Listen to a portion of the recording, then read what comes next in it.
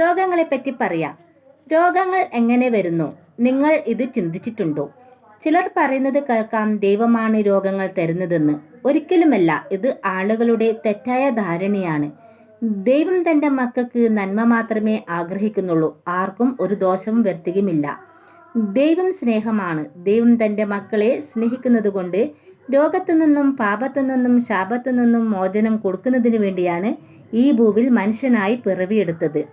ശാപകാരണത്താൽ വരുന്ന രോഗങ്ങളുണ്ട്, അന്ധകാര ശക്തികൾ കൊണ്ടുവരുന്ന രോഗങ്ങളുണ്ട്, ഭക്ഷണത്തിൽ നിന്നും വരുന്ന രോഗങ്ങളുമുണ്ട്. ശാപകാരണത്താൽ വരുന്ന രോഗം ഒരു വ്യക്തിയെ അകാരണീയമായി ദ്രോഹിച്ചാൽ ശാപം പിടിപെടും. ശാപം ഒരു വ്യക്തിയിൽ പതിച്ചാൽ രോഗം തീർച്ചയായും വരും. പിന്നെ സാത്താൻ നമ്മുടെ ഹൃദയത്തിൽ പ്രവേശിച്ചാൽ ഭയം, നിരാശ, മനോവിഷമം, അലസത, മടുപ്പ്, കഴുപ്പ്, വെറുപ്പ്, പക, കോപം, വിദ്വേഷം ഇങ്ങനെ പലതും നമ്മുടെ ഹൃദയത്തിൽ കൊണ്ടിടും.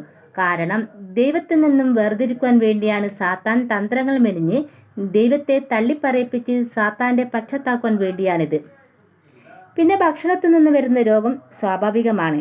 ഇതിൽ നിന്നും രക്ഷ നേടണമെങ്കിൽ ദൈവത്തെ ആശ്രയിക്കണം. നമ്മൾ ദൈവത്തെ സ്നേഹിക്കുകയും പ്രാർത്ഥിക്കുകയും ചെയ്യുമ്പോഴാണ് ദൈവം നമ്മളെ കാത്തു പരിപാലിക്കുന്നത്.